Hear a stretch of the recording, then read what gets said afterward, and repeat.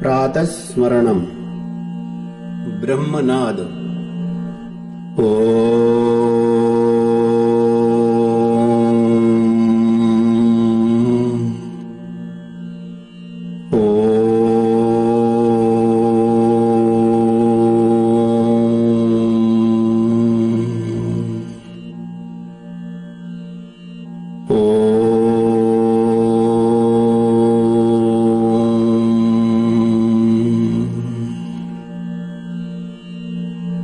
कराग्रे वसते लक्ष्मी करमध्ये सरस्वती कराग्रे वसते लक्ष्मी करमध्ये सरस्वती करमूले तु गोविन्दः प्रभाते करदर्शनम् समुद्रवसने देवी पर्वतस्तनमण्डले विष्णुपत्नि नमस्तुभ्यं पादस्पर्शं क्षमस्व मे ब्रह्मा मुरारिस्त्रिपुरान्तकारी भानुःशशी भूमिसुतो बुधश्च गुरुश्च शुक्रः शनिराहुकेतवः कुर्वन्तु सर्वे मम सुप्रभातम् सनत्कुमारः सनकः सनन्दनः सनातनोऽप्यसुरिपिङ्गलौ च सप्तस्वरा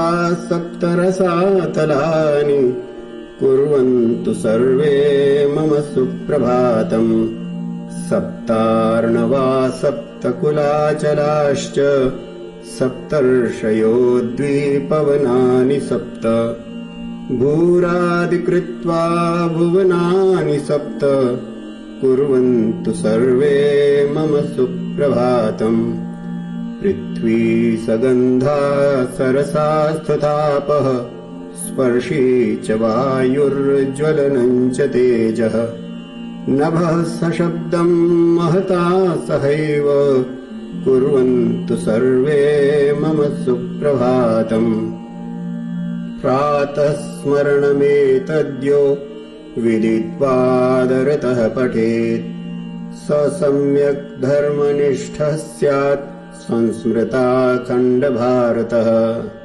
भारत माता की जय। एकात्मता स्तोत्रम्। ओम सच्चिदानंद रूपाय नमोस्तु परमात्मने।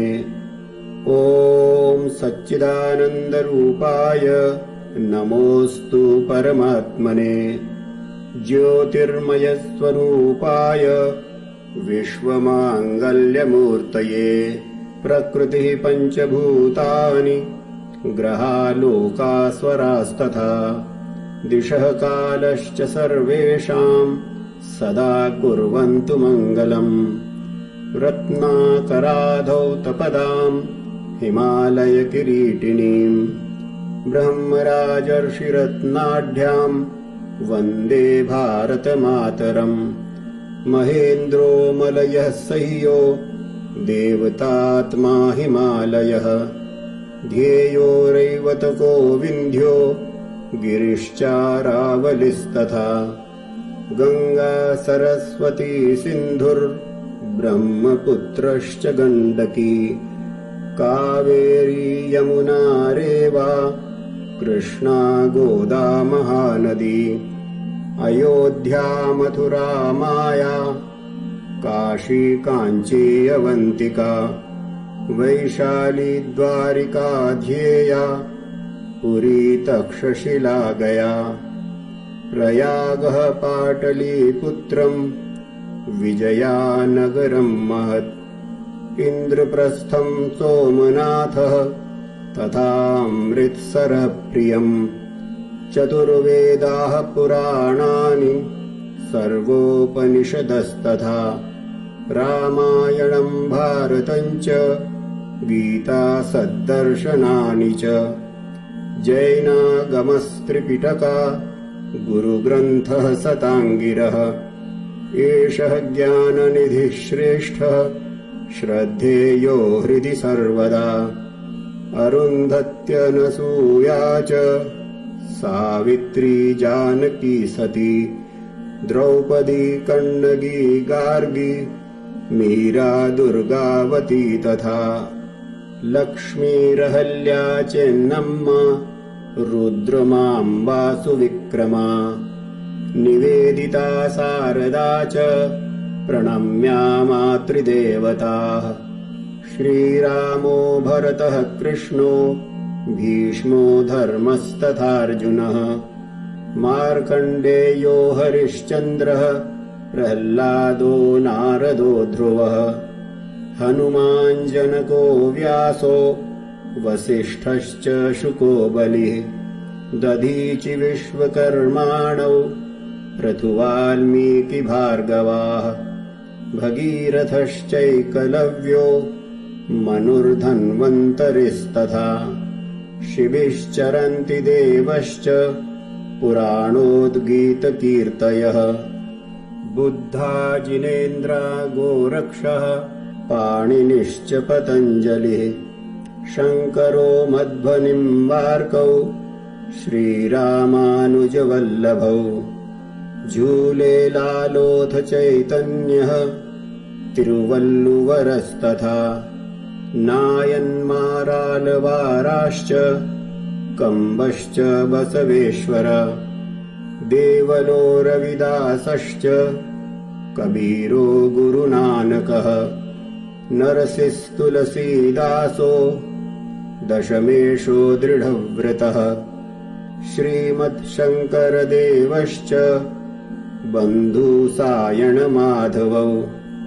ज्ञानेश्वरस्तुकारामो रामदासः पुरन्दरः बिरसा सहजानन्दो रामानन्दस्तथा महान् वितरन्तु सदैवैते दैवीं सद्गुणसम्पदम् भर्तर्षिकालिदासः श्रीभोजो जकणस्तथा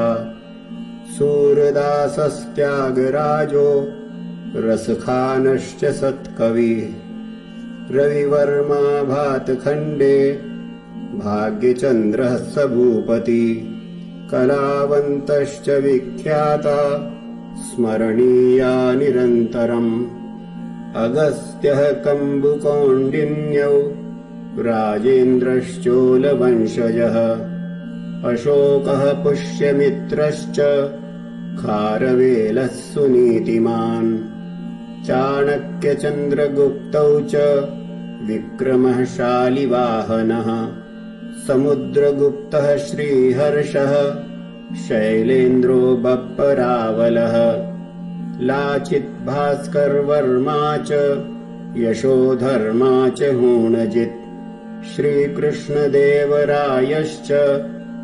ललितादित्य उद्बलः मुसनूरिनायकौ तौ प्रतापः शिवभूपतिः रणजित्सिंह इत्येते वीरा विख्यातविक्रमाः वैज्ञानिकाश्च कपिलः कणादः सुश्रुतस्तथा चरको भास्कराचार्यो वराहमिहिरः सुधी नागार्जुनो भरद्वाज आर्यभट्टो बसुर्बुधः ध्येयो वेङ्कटरामश्च विज्ञा रामानुजादयः रामकृष्णो दयानन्दो रवीन्द्रो राममोहनः रामतीर्थोऽरविन्दश्च विवेकानन्द उद्यशाः दादाभाई गोपबन्धुः तिलको गान्धिरादृताः रमणो मालवीयश्च श्रीसुब्रह्मण्यभारती सुभाषः प्रणवानन्दः क्रान्तिवीरो विनायकः ठक्करो भीमरावश्च फुले नारायणो गुरुः सङ्घशक्तिप्रणेतारौ केशवो माधवस्तथा स्मरणीयाः सदैवैते नवचैतन्यदायकाः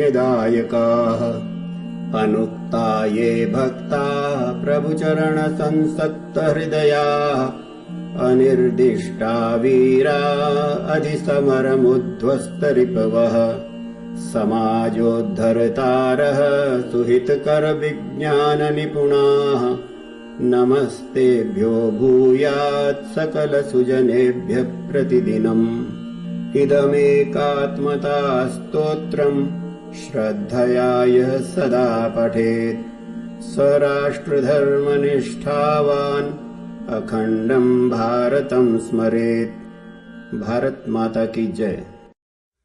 एकात्मता मंत्र।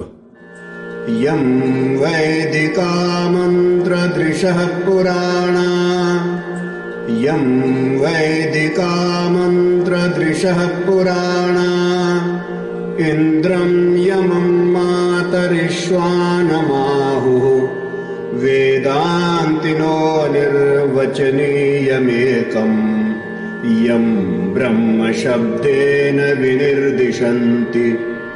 शैवायमीशं शिव इत्यवोचन्, यं वैष्णवा विष्णुरिति स्तुवन्ति।